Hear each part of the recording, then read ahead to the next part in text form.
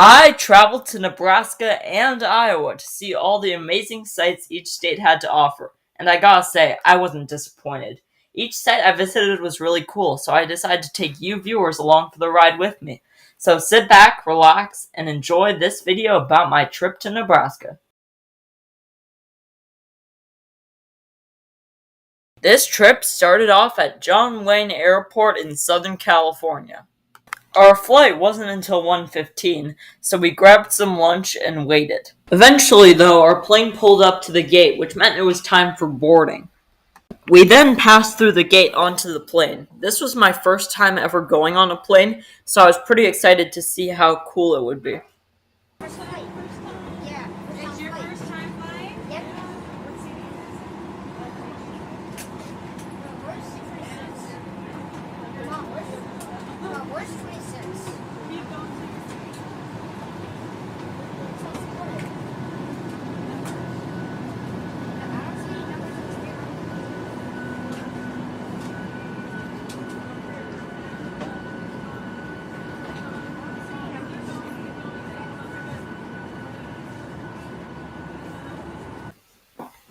I was pleasantly surprised with how comfortable the seats looked.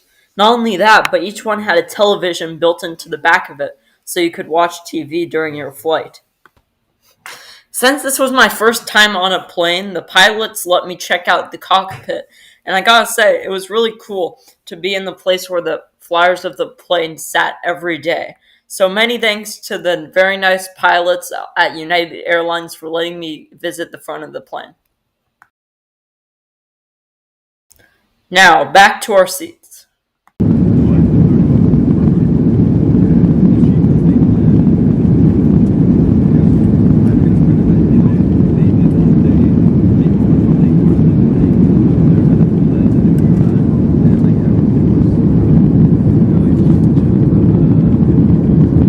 The plane lifted off and we were in the air. Next stop, Denver.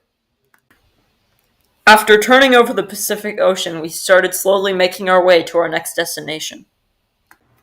Here's some of the scenery we saw during our flight.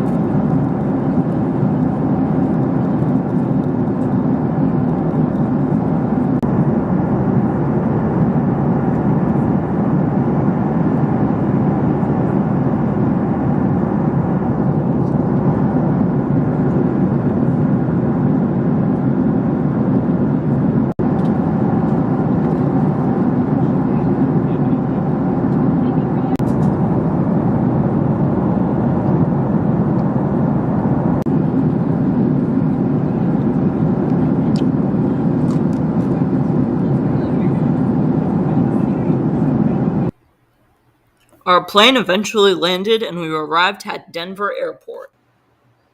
The airport was really nice. However, we did get stuck there for over 6 hours due to a delay on our flight. Many issues factored into this delay, such as a plane having technological difficulties and having to be replaced with a new one, a medical emergency, and the airport getting rained in earlier in the day. So our plane was delayed until 11:25 at night. Eventually, though, our plane arrived, I got to take a nap, and we flew the last stretch to Omaha at 11:45 at night. Eventually, though, at 2 o'clock in the morning, we finally arrived at Omaha Airport. Since I had arrived in Nebraska, I was really excited to do all the fun activities this state had to offer. So stick around for next week's video, in which I go to the Omaha Zoo. If you like this content, please subscribe. Hello viewers! In day 2 of my trip to Nebraska, I visited the Omaha Zoo, known as one of the nation's best zoos. I hope you all enjoy, and let's get this video started. After arriving at the zoo, the first exhibit we stopped off at was the Lead Jungle, a very cool exhibit that focused on jungle life. Here are some of the animals we saw.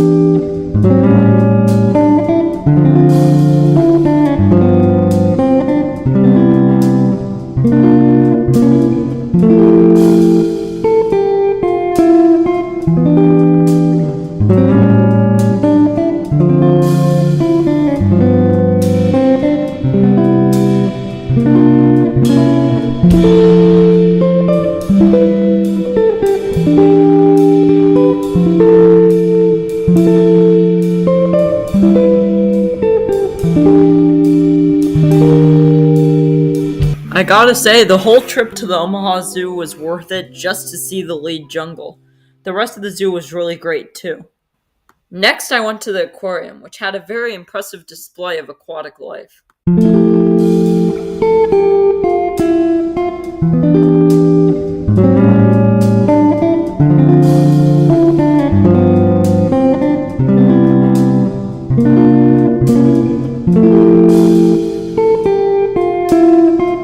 Next, I went to the desert exhibit.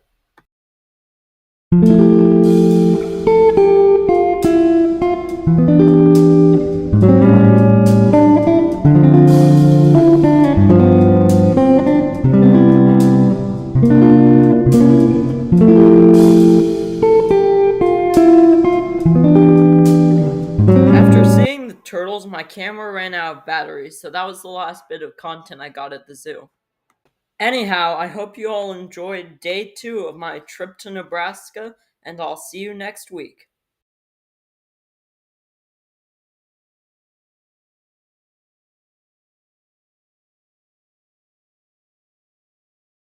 Hello, viewers. In day 3 of my trip to Nebraska, I visited many of Omaha's railroading attractions. My day started off with a walk to Kennefic Park, in which I got to see some signs about the history of the Union Pacific Railroad. Eventually, though, I reached the top of the hill, and I got to see 2 amazing Union Pacific locomotives. Here are some pictures and videos I got of the trains.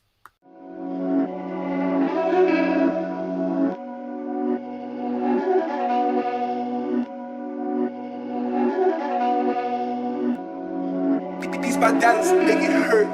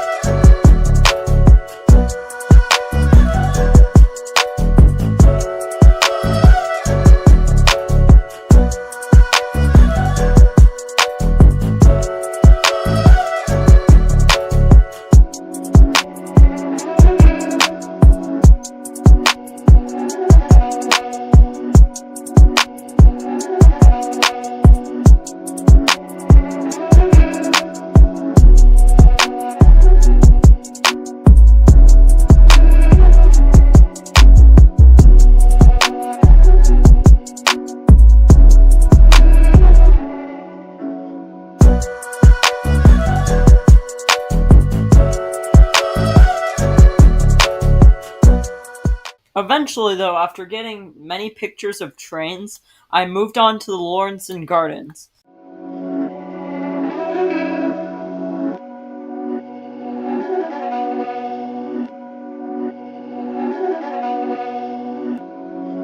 These my dollars make it hurt.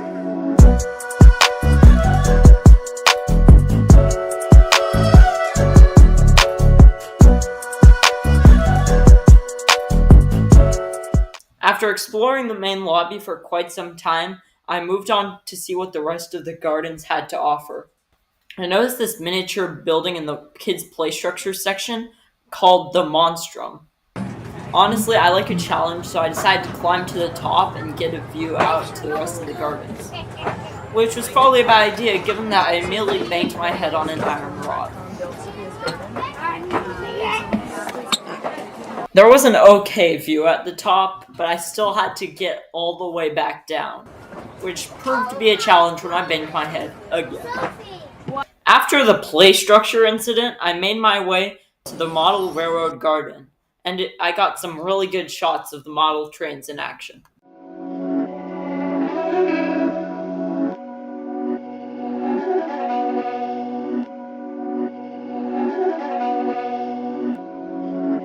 by Dallas, make it hurt.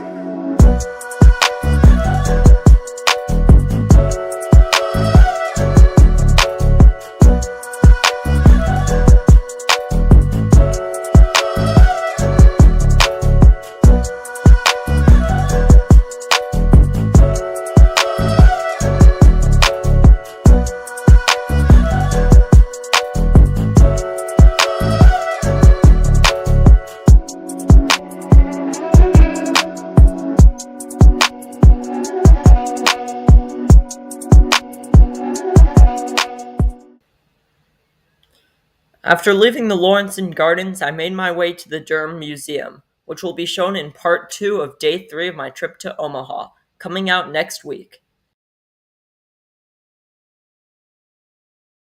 Hello, viewers! In part 2 of day 3 of my trip to Nebraska, I visit the Durham Museum and the Union Pacific Railroad Museum. The main hall was very scenic and was pretty awe-inspiring. Anyhow, here are some pictures and videos I took of the things on display at the Durham Museum.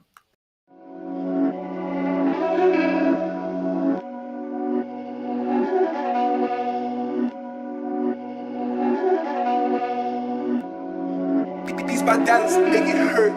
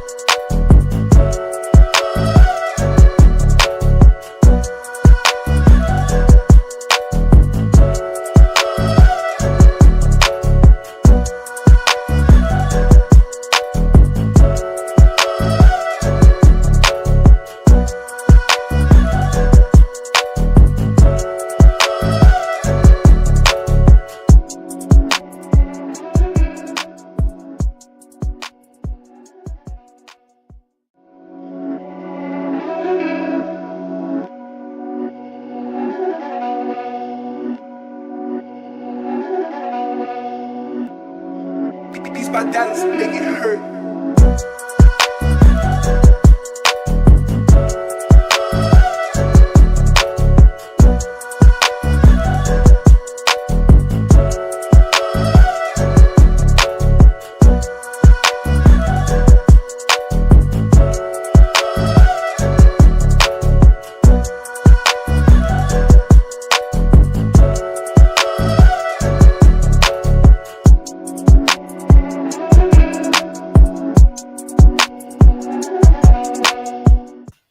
After the Durham Museum closed, I then went to the Union Pacific Railroad Museum.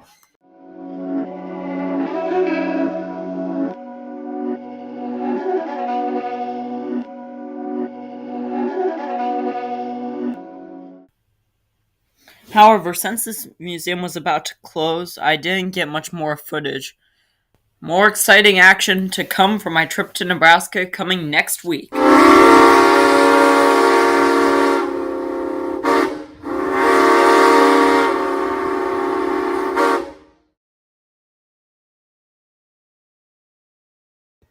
Hello, viewers. In this week's installment of my trip to Nebraska, I take a road trip across Iowa. Since in this week's video, I had a huge family gathering here, I didn't get as much footage as usual, but I still got some pretty interesting photos and videos. So sit back, relax, and enjoy this installment. The drive through Iowa was very picturesque and scenic, and I really liked seeing the farmland go by. About halfway into the drive, I stopped off at a museum that had an old train car in its collection that was donated by my relatives.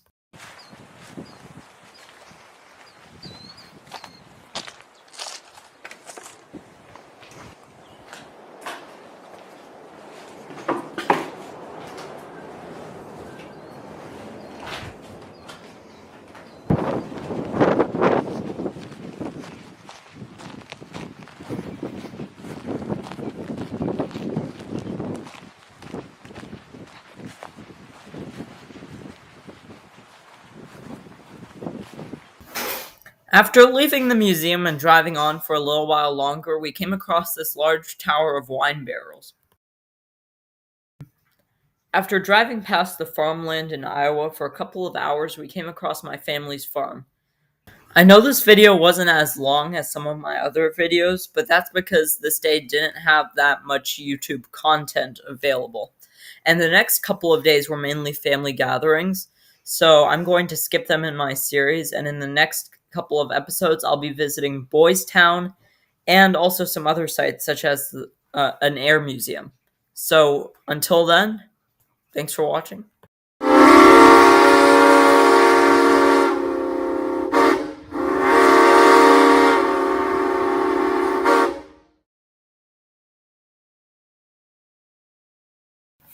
Hello, viewers. In this week's installment of my trip to Nebraska, I visit both Boys Town and an air museum. The past several days were mainly just family gatherings, so I skipped over them in my YouTube series.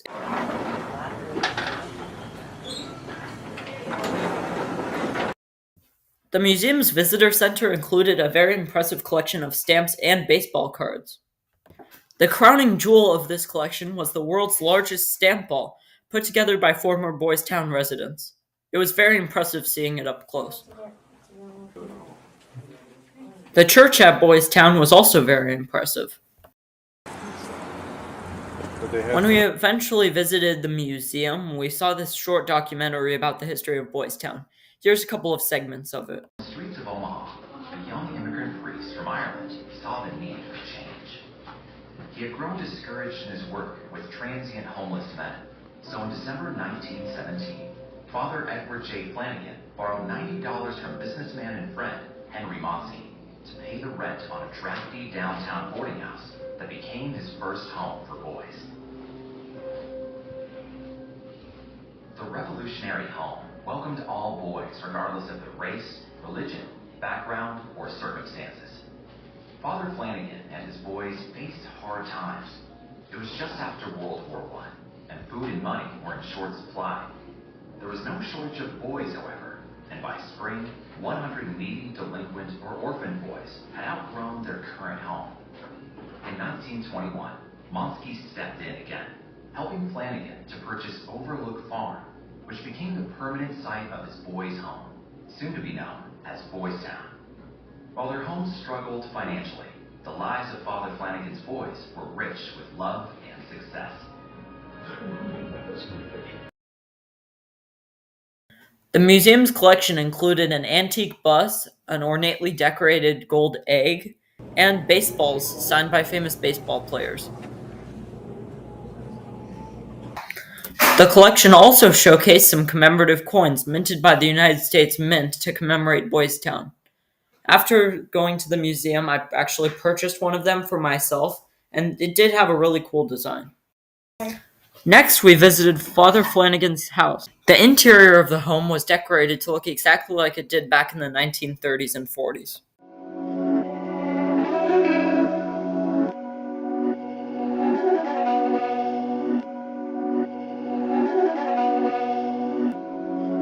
These my dollars make it hurt.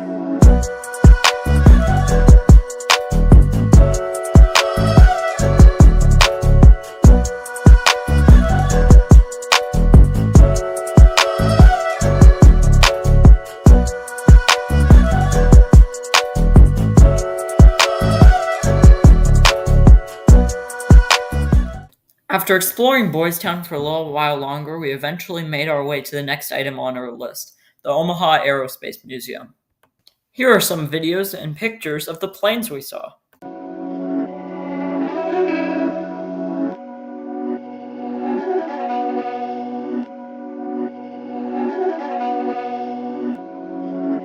by Dallas, make it hurt.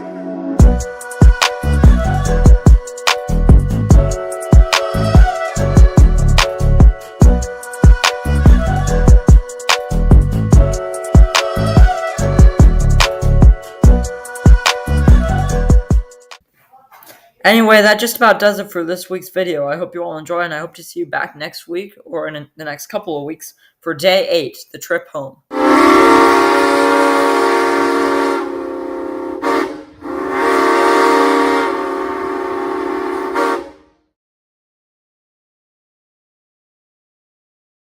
Hello, viewers. In the final installment of my trip to Nebraska, I take the plane home to California. Our flight was scheduled to depart at 1:55, so we grabbed some lunch and waited. When we boarded the plane, the experience was really similar to our first flight. There was a TV on, but I got many photos of the sky. Here's a video of the plane taking off.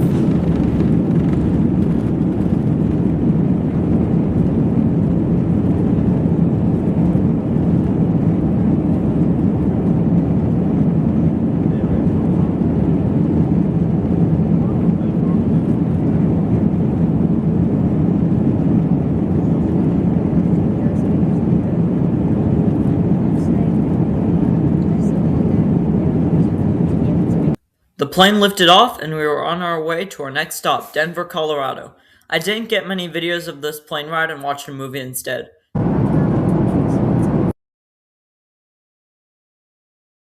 Upon arrival in Denver Airport, we made our way to the next gate to get our flight back to Orange County.